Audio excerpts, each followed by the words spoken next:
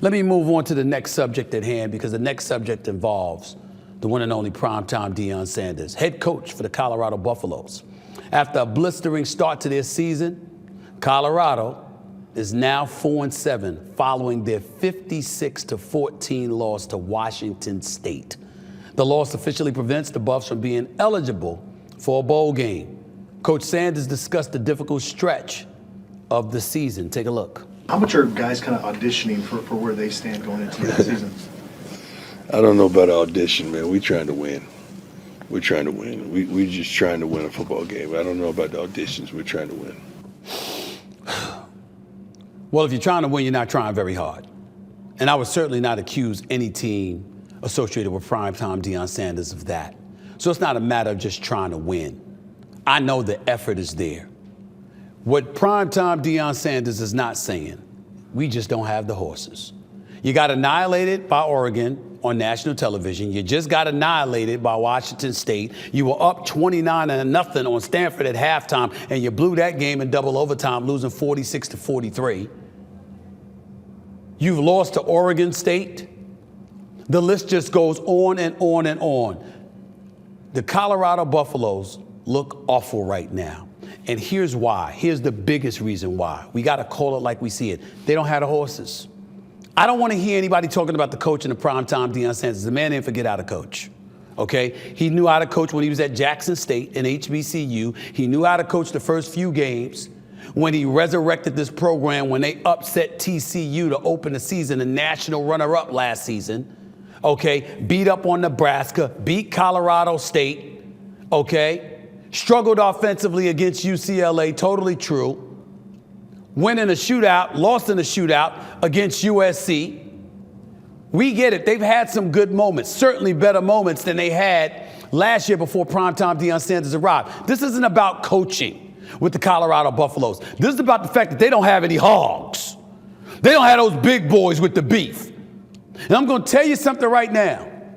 Florida State looks like they made a tremendous decision because they're 11-0. They beat Florida. They will finish the season at 12-0, going into their conference tournament and all of this other stuff. But let me tell you something right now. I wish Deion was there. I wish he was at a different program. I wish that Texas A&M would call him. I wish somebody with huge coffers and alumni with fat wallets that could put him in a position where he's competing in a conference like the SEC. He's going up against Nick Saban. He's going up against Kirby Smart. He's going up against Brian Kelly and those boys. Lane Kiffin, throw him in there too. I wish they would give Deion Sanders an opportunity like that. He can tell you all the stuff he wants to about how he ain't thinking about anything but being here at Colorado. Got his home here, got his family here, all that other stuff. They know how to move. He knows how to get on a plane and fly. Hell, he can drive. Pack the van up and drive to hell of Texas A&M. If I'm Texas A&M, if you could pay Jimbo Fisher $76 to $79 million to not coach football, you can pay primetime Deion Sanders. Give that brother a chance to recruit in the SEC. See what hogs he's going to lack then. Because I assure you, the level of personnel that he's been incapable of getting in his first year at Colorado, there ain't going to be a problem if he gets to an SEC program like Texas A&M. I'm just telling you what I know. I'm just telling you what I know. I don't care what he says. I don't care what he says. I know the man.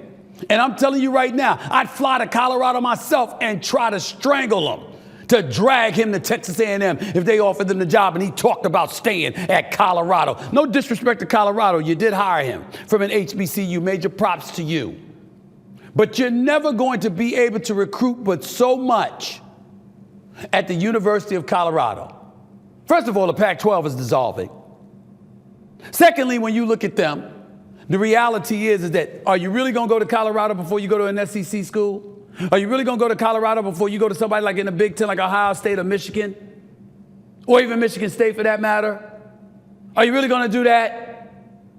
Hell, I think you got a better chance of getting better athletes at Rutgers before you got cats that want to go to Boulder, Colorado. We just got to be real with what we're seeing here. He doesn't have the horses. Shedeur Sanders, I mean, he loves his daddy.